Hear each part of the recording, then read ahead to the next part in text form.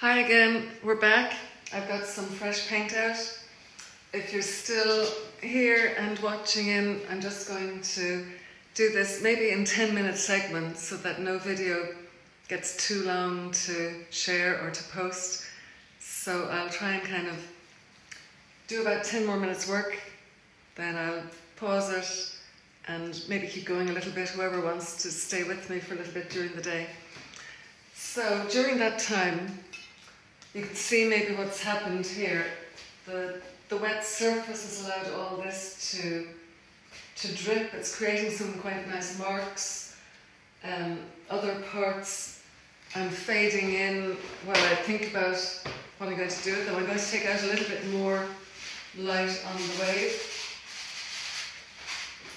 And stopping every so often allows me to step back and look at it. In fact, I normally am walking back and forth, all day. I do a stroke, I walk away, I charge at it again. So, something I'm looking at here in terms of composition.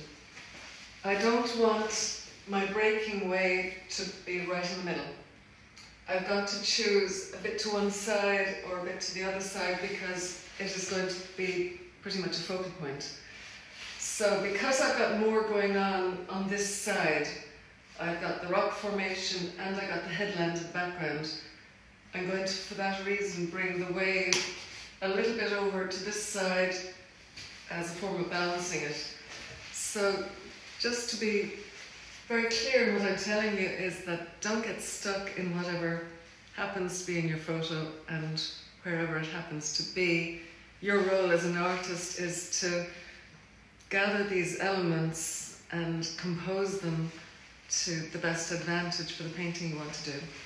So in order to simply move that wave a little bit this way, all I need to do is with my kitchen towel, pull it out a little bit more over here.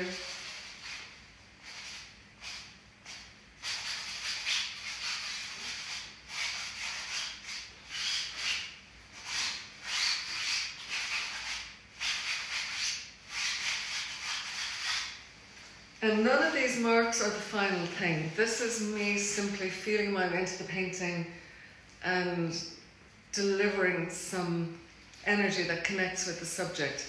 The whole thing will be covered with multiple layers of paint as it progresses over the next week or two. It's not something that this area is now finished or anything.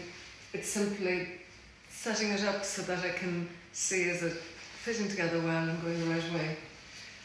So I like some of these marks of these drips. It feels kind of like that foreground shoreline, but I will still take my knife and move them together a little bit.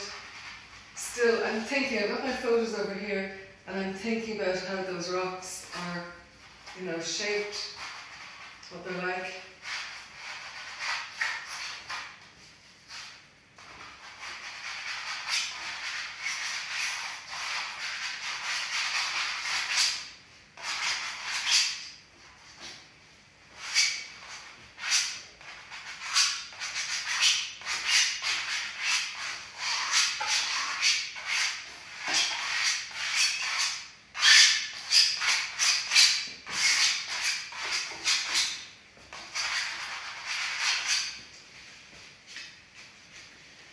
And I've got to consider in the painting how high do I want the foreground in relation to the horizon and so on.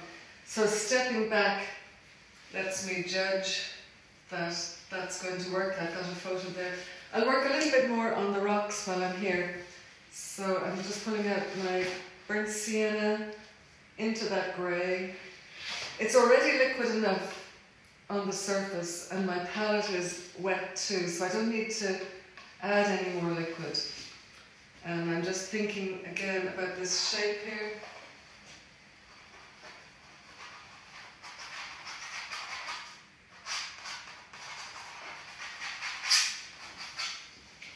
And I'm going to have waves coming in against this as well, creating, and what I've taken note of in all the photo is the pattern that the tide line is going to make against this. I don't want it to be straight across.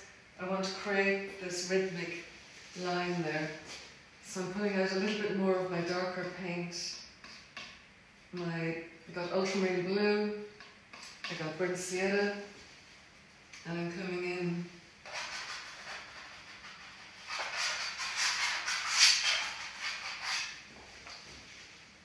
like that, just picking up more paint on my knife as I go. I'm always thinking of the rhythm. How is this moving in? How is the eye being drawn into my canvas through the marks I'm making?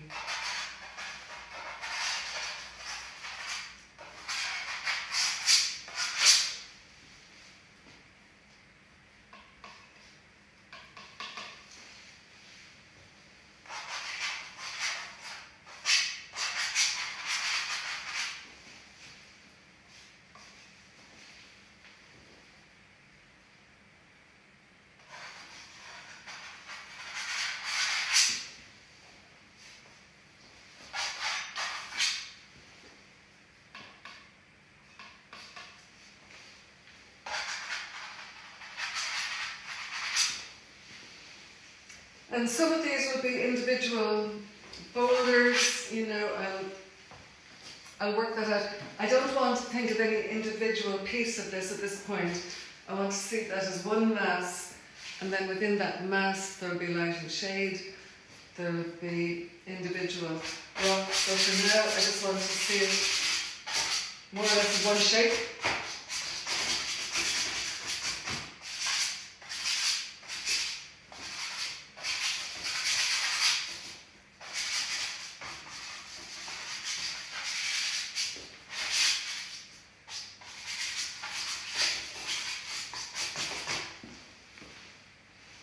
This is actually the fun part because you can just dance your way into it and you don't have to worry about a final result because that's a bit further down the line.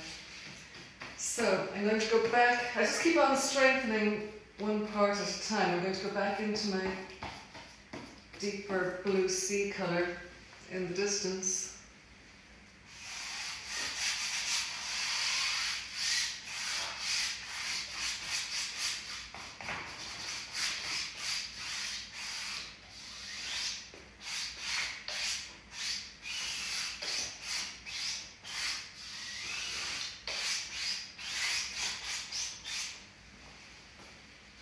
And bring that a little bit further forward too, and just getting some green and grey into that mix.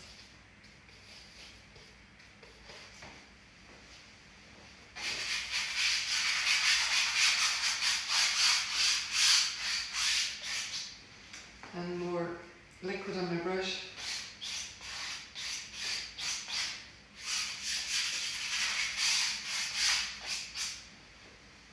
And a bit more.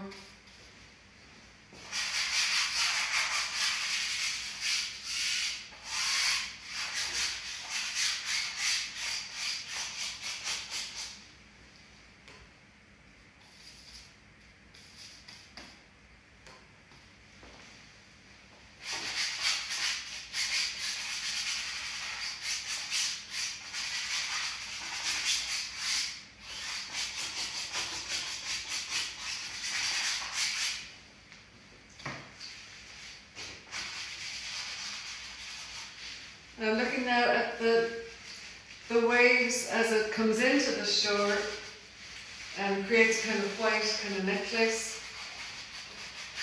around the rocks.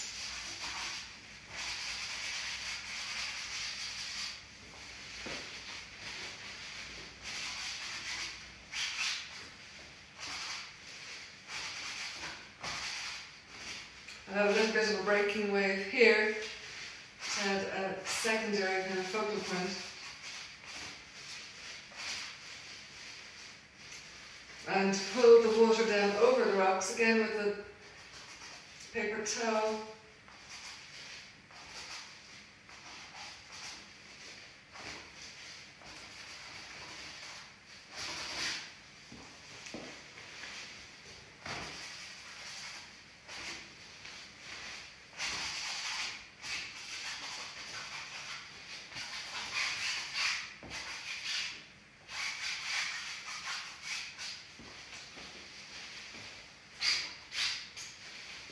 And I'm going to get a little bit more definition back into the wave that I left there, again with some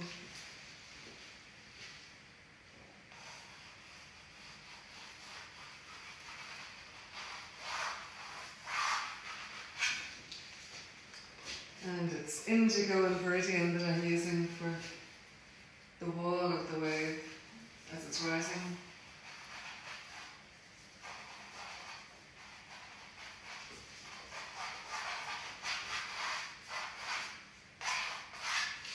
All my movements, whatever I'm putting in, has to feel like whatever you're painting. So my rocks are kind of hard and chiseled, but my water has to be smooth and flowing. So the actual gestures count for a lot in how this is going to look. And I'm bringing some more of that darker colour in.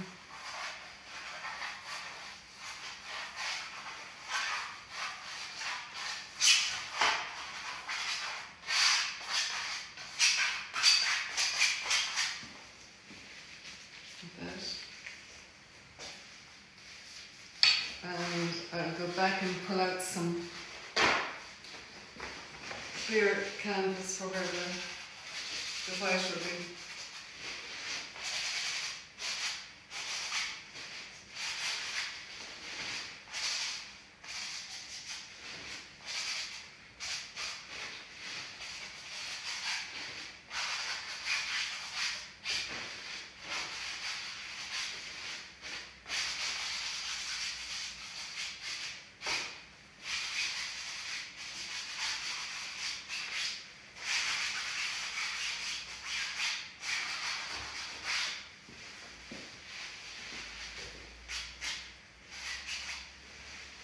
Okay, time for another break so this doesn't get too long. If anyone wants to, stay around or keep checking back on Facebook, I'll post these kind of one at a time. See you then, bye.